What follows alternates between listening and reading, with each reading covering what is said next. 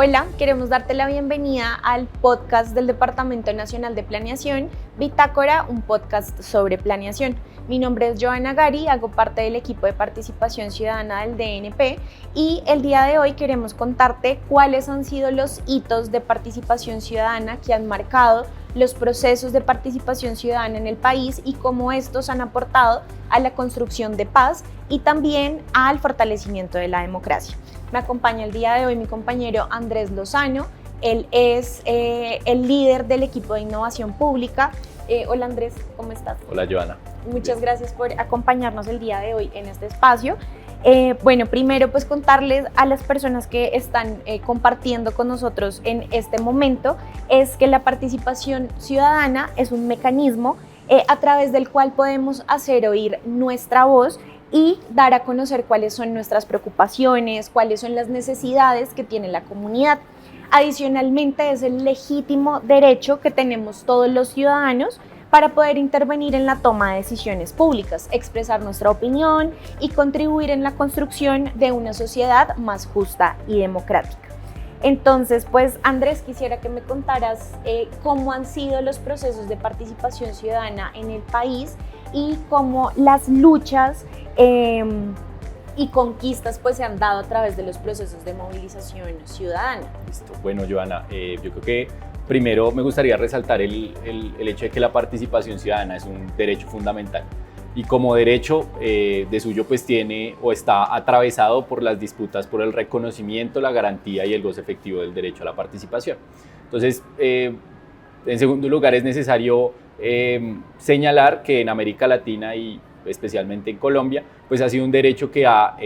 estado relacionado con grandes procesos de movilización social y popular, que ha estado en tensión y que se encuentra actualmente en tensión y que pues depende del resultado de estas disputas políticas y sociales alrededor de la posibilidad que tenemos todos y todas de participar en la toma de decisiones y en la solución de las problemáticas nacionales. En tercer lugar, pues señalar que Colombia, por la persistencia del conflicto social y armado, ha hecho se ha configurado una democracia restrictiva, una democracia clausurada, lo que ha impactado directamente en el ejercicio pleno del derecho fundamental a la participación ciudadana y por eso, por ejemplo, el Acuerdo Final de Paz de 2016 establece su punto 2, pues la necesidad de la apertura democrática a través de la garantía de este derecho, como por ejemplo con mecanismos o el fortalecimiento de los mecanismos de participación como son las consultas populares o el plebiscito, pero también con garantías específicas para la rendición de cuentas, el ejercicio en general del control social, con enfoques de género y diferenciales. Entonces,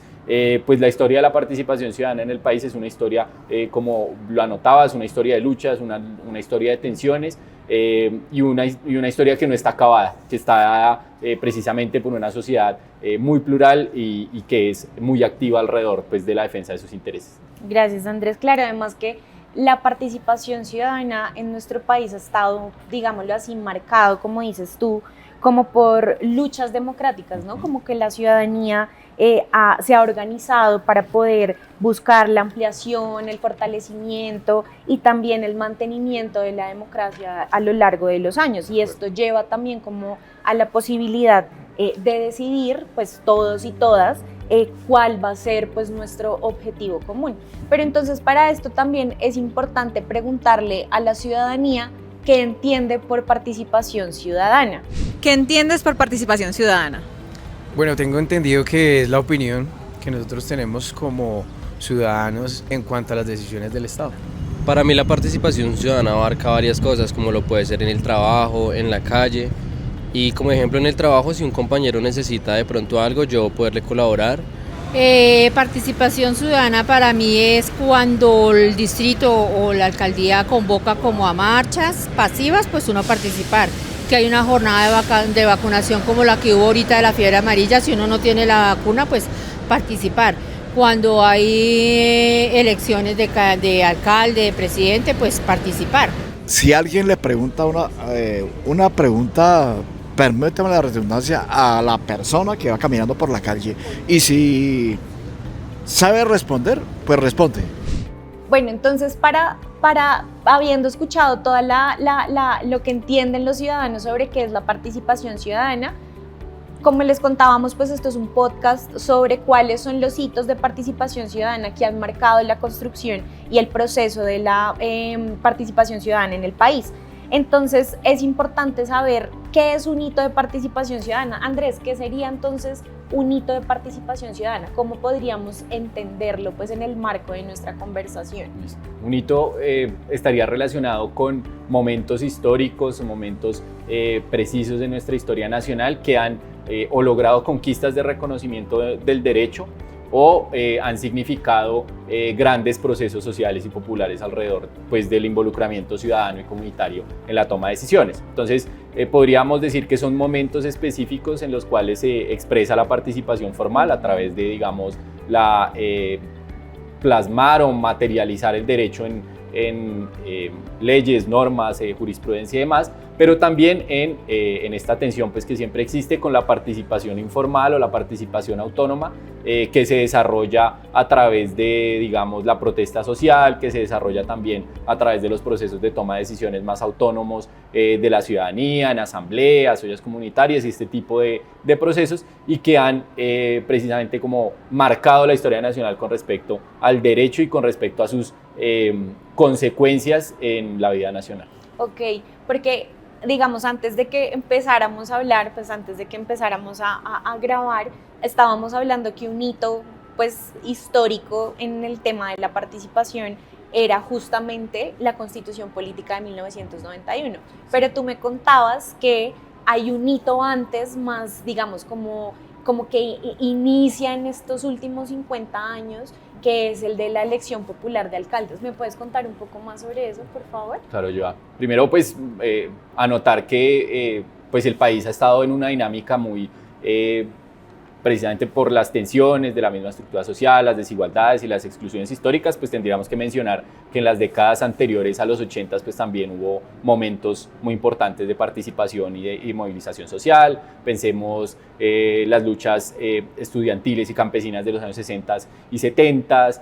también el resurgir del movimiento indígena con fuerza por la lucha por la tierra en los 70, pero en los 80 se llega a un ascenso de la movilización social hacia finales de la década, que desemboca en un proceso que se conoce en la literatura en general, en la historia, como los movimientos cívicos. Y eran movimientos de, si se quiere, coordinación de muchos sectores sociales, urbanos, rurales, también, digamos, de pequeños comerciantes, muy barriales, que logran en lo local disputar los espacios de poder local. Y esto en un momento internacional y sobre todo regional de vuelta o de necesidad de legitimar el régimen político y las democracias, digamos, realmente existentes en la región. Se estaba pasando, digamos, del momento de las dictaduras en el Cono Sur y demás, y lo que se denomina como el tránsito democrático en América Latina. Y llega a Colombia con mucha fuerza la idea de la descentralización, como la transferencia del poder local o centralizado en Bogotá y demás hacia los municipios, el reconocimiento de los municipios. Entonces hay, como si se quiere, desde arriba una necesidad de relegitimar el poder establecido, y desde abajo pues una gran movilización que, a pesar pues de la violencia social y política, recordemos pues que son años de turbulencia social y de crisis nacional con respecto pues al narcotráfico, al desarrollo del conflicto social armado, y llega un acto legislativo en el año 86 de elección popular de alcaldes. Y lo que significa este acto legislativo es que, bueno, hasta ese momento, los alcaldes eran puestos por el presidente, por el Ejecutivo Nacional. Entonces, se abre una puerta y que se materializa en el año 88 de la elección popular de alcaldes. Es decir, todos y todas llegamos a la posibilidad en su momento de elegir nuestros ejecutivos locales, lo que implica una movilización de esas organizaciones de movimientos cívicos a participar activamente de ese proceso electoral, y además también de agrupaciones políticas que se habían venido configurando alrededor de la construcción de paz y del tránsito de las insurgencias en su momento, como la Unión Patriótica y demás. Entonces, y además, perdón, te interrumpo, claro. Además que como que en ese momento se buscaba la paz como una política, digámoslo así, en atención a todos esos conflictos que había entre estos movimientos en los territorios, ¿no? Entonces, digamos que la elección de alcaldes, la elección popular de alcaldes también abona el camino en ese sentido que señalas yo ahí, es la construcción de paz implica la apertura del régimen político, que tiene que, digamos, materializarse en mecanismos claros de cómo podemos involucrarnos en la toma de decisiones. Entonces, esta elección popular de alcaldes, digamos que logra, sobre todo en los territorios más apartados, logra una gran victoria de esos movimientos cívicos que ponen alcaldes, alcaldesas en los ejecutivos locales, pero este proceso, pues más allá de que pues, queda, digamos, en la historia, actualmente pues elegimos a nuestros alcaldes y alcaldesas por medio del voto popular, pues se enfrenta a un momento muy álgido de violencia contra formas de organización social y política, y que tiene como víctimas a esas personas que llegan a nombre de esos movimientos a las posiciones de ejecutivos locales, y que impactan pues esa dinámica de ascenso que venía más o menos desde el año 85, 87, y que había llegado a ese canal como una forma específica pues de poder influir en la toma de decisiones. Entonces,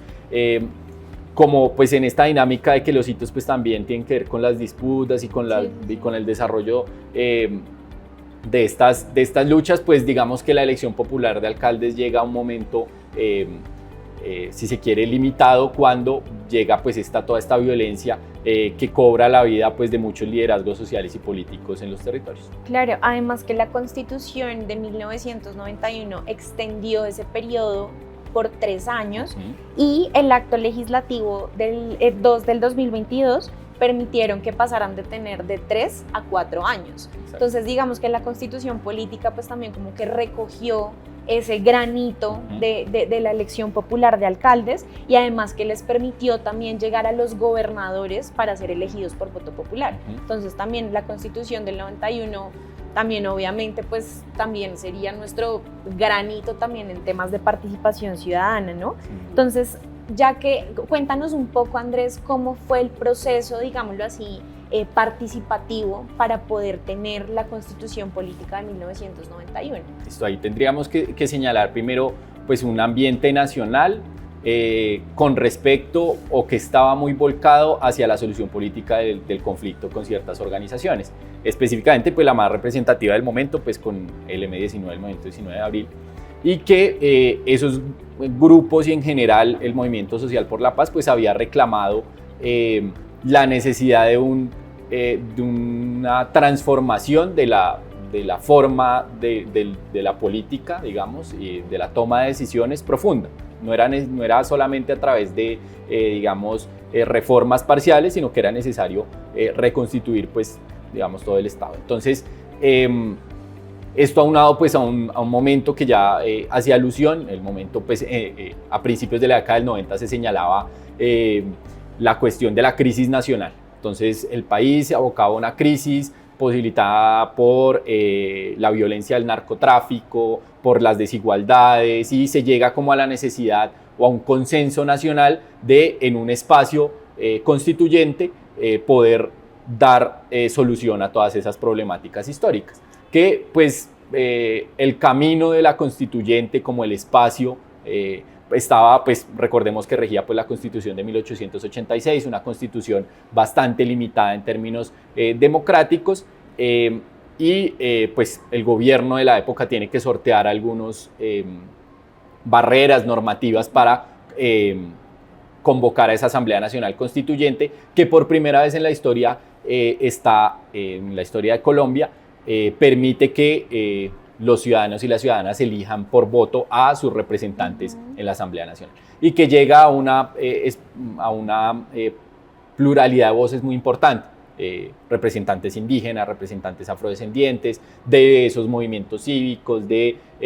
los partidos políticos que se salían pues, del bipartidismo clásico en Colombia, y la Asamblea Nacional Constituyente pues llega como, es un punto culmen en ese sentido, no solo pues por la expresión del voto, sino porque también era, si se quiere, un reclamo pues del movimiento social y popular en su momento de cambiar el estado de cosas. Ok, y además que la constitución política también como que introdujo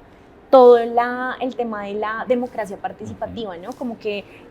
introdujo los diferentes mecanismos de participación ciudadana que tenemos, como el plebiscito, el referendo, la consulta popular, las iniciativas ciudadanas, y también como que garantizó los derechos fundamentales como la participación política, la libertad de expresión y el derecho a la protesta pacífica. El tema de la protesta pacífica también pues, es muy importante también para el desarrollo y todos estos hitos de participación que veremos más adelante. Quisiera preguntarte finalmente, Andrés, cómo la Constitución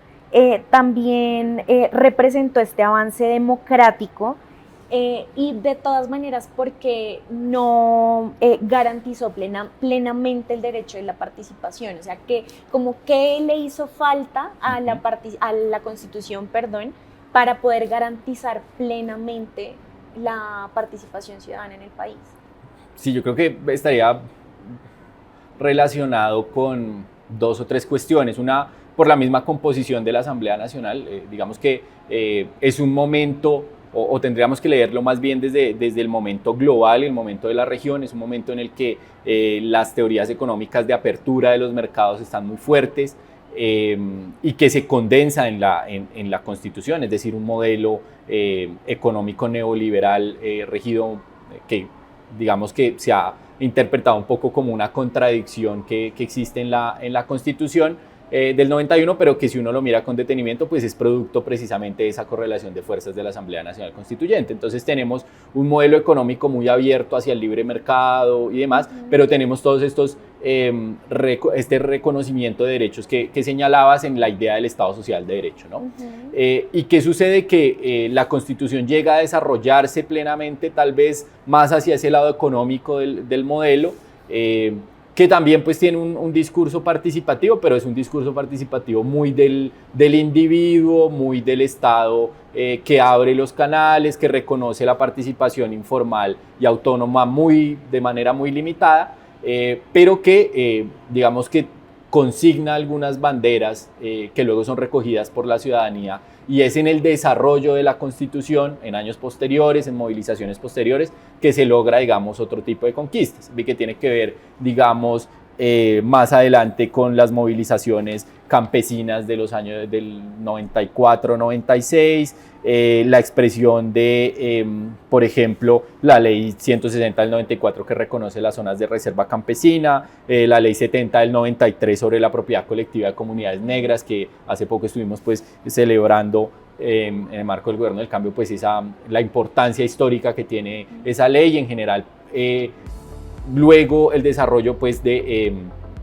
pues vinculado a estas luchas de las comunidades indígenas para el reconocimiento de gobiernos autónomos y demás. Entonces, lo que vemos en la Constitución es el reconocimiento formal, si se quiere, de estos mecanismos y la apertura, y es luego en la movilización y en la participación no formal que la ciudadanía conquista pues el desarrollo pleno. Y sería luego, y veremos que luego del 91 pues hay una agudización de esos conflictos, de esas desigualdades que la Constitución no logra desarrollar por muchas razones que aquí pues creo que nos superan un poco el tema, pero